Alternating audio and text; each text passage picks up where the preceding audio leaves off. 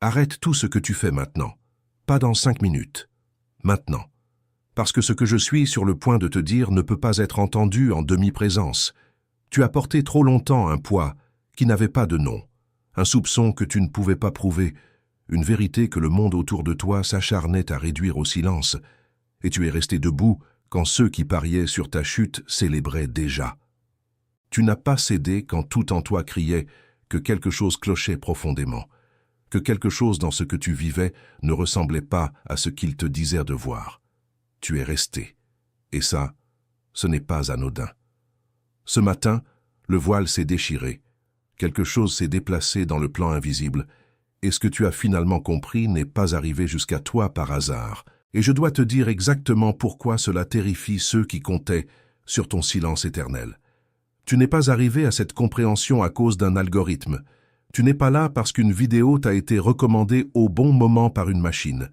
Tu es là parce que tu étais marqué pour arriver, parce que le ciel a ouvert un couloir précis pour que cette parole te rejoigne exactement maintenant. Et commence aujourd'hui le chapitre qu'ils redoutèrent le plus. Laisse-moi te dire ce que ces années ont vraiment coûté. Il y a eu des nuits où tu t'es couché avec une question qui refusait de se taire. Tu te retournais dans le lit, les yeux ouverts dans le noir. Et tu rejouais la même scène en boucle. Une conversation, un regard, une décision qui ne tenait pas. Quelque chose qui ne s'additionnait pas. Et tu t'es posé cette question que l'ennemi adore placer dans l'esprit des élus au moment précis où leur discernement commence à s'affûter.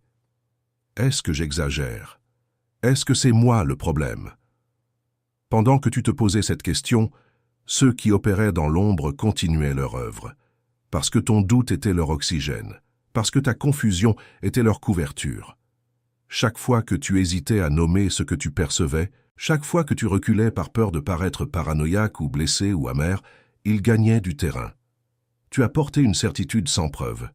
Tu savais, quelque part dans un endroit que les mots atteignent difficilement, que quelque chose n'allait pas profondément. Pas une opinion, pas un sentiment passager. Une conviction ancrée dans quelque chose de plus profond que ta propre psychologie. Et pourtant tu n'avais rien à montrer, rien à prouver. Juste ce poids dans la poitrine qui ne partait pas, même les bons jours. Le corps sait. Le corps tient le compte de ce que l'esprit accepte trop vite de relativiser. Ses épaules tendues au réveil, cette fatigue qui n'est pas physique, ce réflexe de mesurer tes mots avant de les dire, même dans des espaces supposément sûrs.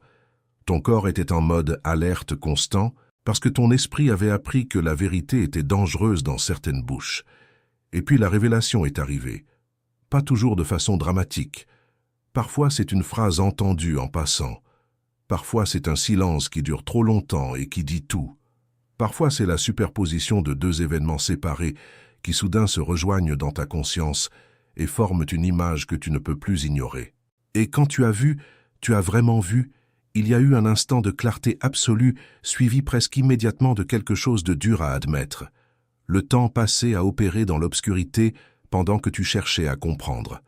Mais l'ennemi ne dort pas après la révélation, il change seulement de tactique. Et la tactique qu'il préfère après que la lumière est allumée, c'est de te souffler à l'oreille, mais si tu te trompes encore cette fois. Ce doute post-révélation est conçu spécifiquement pour paralyser l'élu au moment où il est le plus proche de sa position de gouvernement. Si tu es arrivé jusqu'ici et que tu reconnais ce que je décris, fais une chose simple maintenant. Appuie sur le pouce. Pas pour aider un chiffre sur un écran, pour marquer un accord prophétique avec ce que l'esprit murmurait déjà en toi avant que tu arrives ici. Dis oui à ce que tu as finalement compris. Et prends un moment pour formuler cette prière, juste une phrase intérieure. Seigneur, donne-moi une clarté concrète dans les 72 prochaines heures sur le premier pas que je dois faire maintenant que je vois. La révélation est arrivée, mais révélation sans système de discernement devient rapidement paralysie. Voir clairement ce qui s'est passé est une chose. Savoir quoi faire maintenant avec ce que tu vois, c'est une autre. Et c'est exactement pour ça qu'il existe un chemin structuré en 3 mouvements que j'appelle le Code de Salomon, conçu précisément pour ceux qui sont arrivés à ce moment charnière. Tu trouveras le lien dans le premier commentaire épinglé. Avec le poids émotionnel juste, pas de pression, juste une porte ouverte au moment où tu en as besoin. Il y a eu un moment où Joseph n'a pas seulement survécu à la trahison. Il a compris le schéma. Assis dans la fosse creusée par ses propres frères, Il aurait pu se perdre dans la question du pourquoi. Il a choisi de laisser cette question se transformer en quelque chose de plus utile. Et c'est cette transformation intérieure, pas l'événement lui-même, qui l'a préparé pour la chambre du Pharaon. La révélation n'est pas l'arrivée, c'est la porte qui s'ouvre juste avant le trône. Maintenant, je veux que tu comprennes quelque chose sur le silence que tu as gardé. Ce silence n'était pas une faiblesse, même si à certains moments, il a ressemblé à de l'impuissance. Même si tu as parfois eu honte de ne pas avoir parlé plus tôt, ou plus fort, ou avec plus de preuves en main. Ce silence était une protection orchestrée par quelque chose de plus grand que tes décisions tactiques. Dieu protège ce qu'il prépare. Joseph a passé 13 ans dans des conditions qu'il n'avait pas choisies. La fosse, l'esclavage, la prison. 13 ans pendant lesquels ceux qui l'avaient trahi ont continué à vivre, à manger, à dormir, à prospérer, pendant que lui attendait dans l'obscurité. Ce n'était pas l'abandon, c'était l'approfondissement. Chaque année dans la fosse ajoutait une couche de discernement que le trône exigerait. La Potiphar préparait le gestionnaire d'urgence. La prison préparait le lecteur de rêves. 13 ans pour forger ce que 2 années de formation normale n'auraient jamais produit. La peur qu'ils ressentent, maintenant, ceux qui ont misé sur ton silence éternel, est directement proportionnelle à leur dépendance de ton aveuglement. Quand quelqu'un bâtit sa position sur le fait que tu ne vois pas, ta vision devient une menace existentielle pour lui. Ce n'est pas rationnel, c'est primal. C'est la même peur qui a poussé les frères de Joseph à vendre leur propre sang, parce qu'ils ne pouvaient pas supporter l'idée que le rêve soit vrai. L'Éternel combattra pour vous, et vous gardez le silence. C'est ce que Moïse a dit au peuple encerclé entre la mer Rouge et l'armée du Pharaon. Et cette parole n'est pas une invitation à la passivité. C'est une instruction stratégique. Dans ce moment précis, la meilleure posture n'est pas l'attaque, c'est la clarté. C'est se tenir debout et laisser le plan divin se déployer sans que ta peur te fasse courir dans la mauvaise direction. La révélation que tu as reçue n'est pas une arme de vengeance, c'est une clé de gouvernement. Il y a une différence massive entre ces deux usages. Une arme de vengeance cherche à blesser. Une clé de gouvernement cherche à ouvrir. Et l'élu qui confond les deux dans le feu de la révélation gaspille exactement ce que Dieu vient de lui remettre. Alors voici l'outil concret pour ce soir. Je l'appelle l'inventaire de Joseph, tiré de Genèse 50, 20. Le contexte. Joseph est enfin face à ses frères. Il est au sommet de son pouvoir en Égypte. Eux tremblent. Et il aurait pu écraser. Il aurait pu dresser la liste de chaque trahison avec la précision d'un homme qui a eu 13 ans pour y penser. À la place, il a dit « Vous aviez médité de me faire du mal. Dieu l'a changé en bien. Ce n'est pas du déni. Ce n'est pas de la résignation magnifique. C'est la vision d'un homme qui a compris le schéma complet. Prends un carnet, un vrai, avec un stylo, et réponds à ces 3 questions par écrit, ce soir, dans le silence. Première question. Qu'ont-ils essayé de détruire? Nomme l'intention, pas seulement l'événement. Pas « il m'a trahi » ou « elle a menti ». Mais qu'est-ce qu'ils essayaient d'atteindre? Ton influence, ta foi, ta confiance en ton propre discernement, ton accès à certaines personnes ou ressources? Nomme ce qui était visé, parce que ce que l'ennemi cible révèle exactement ce qu'il redoute en toi. Deuxième question. Qu'est-ce que Dieu a préservé dans ce processus? Fais l'inventaire de ce qui est resté intact malgré la pression. Ton caractère? Ta foi, même abîmée, est encore là. Ton discernement, affûté précisément par les années où tu as dû naviguer dans le brouillard, est maintenant une arme que tu n'aurais pas eue sans ce processus. Ta capacité à lire les situations, à sentir ce que d'autres ne sentent pas encore. Qu'est-ce qui a survécu? C'est là que se trouvent tes ressources pour le prochain chapitre. Troisième question. À quoi Dieu utilise-t-il cela maintenant? Pas « pourquoi est-ce arrivé ?»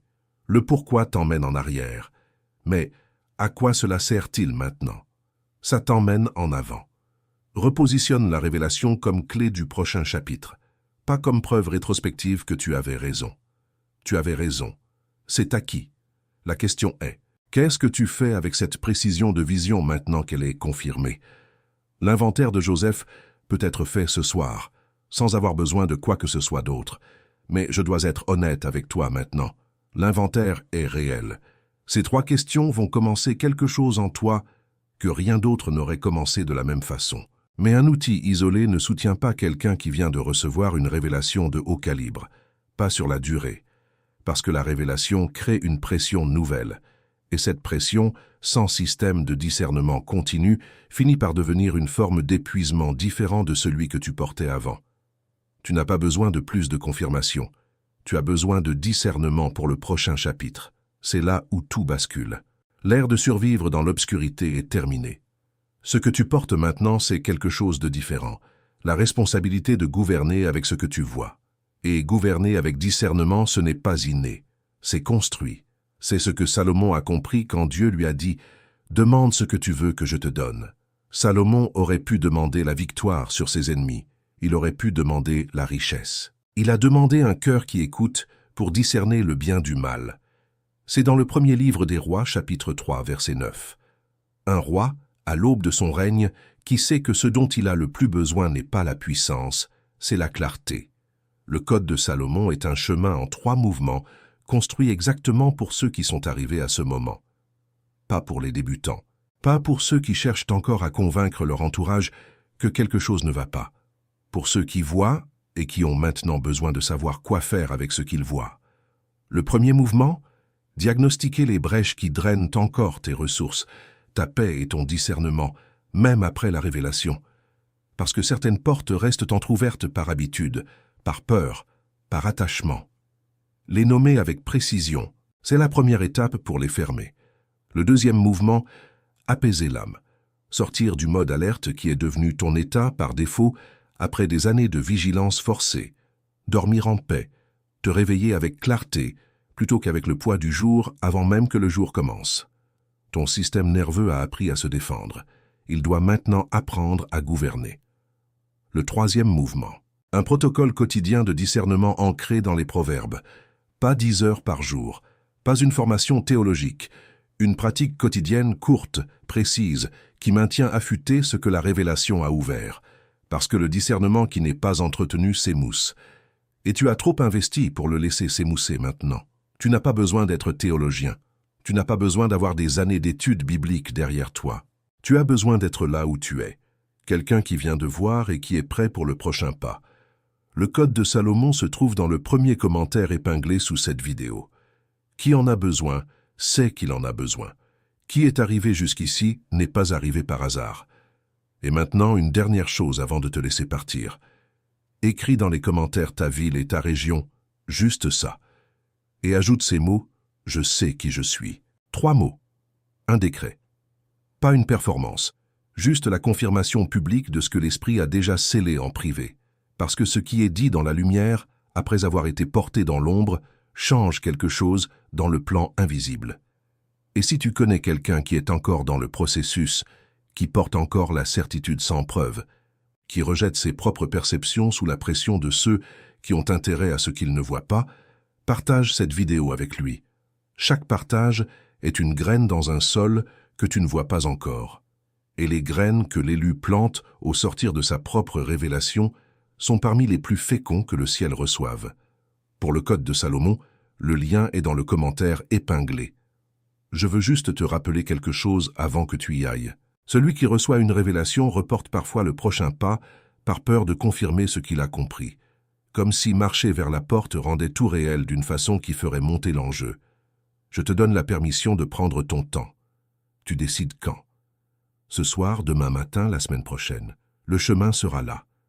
Que la sagesse d'en haut soit le sol sous tes pieds aujourd'hui. Que ton âme trouve le repos qu'elle mérite après tout ce qu'elle a porté. Je serai là à la prochaine rencontre.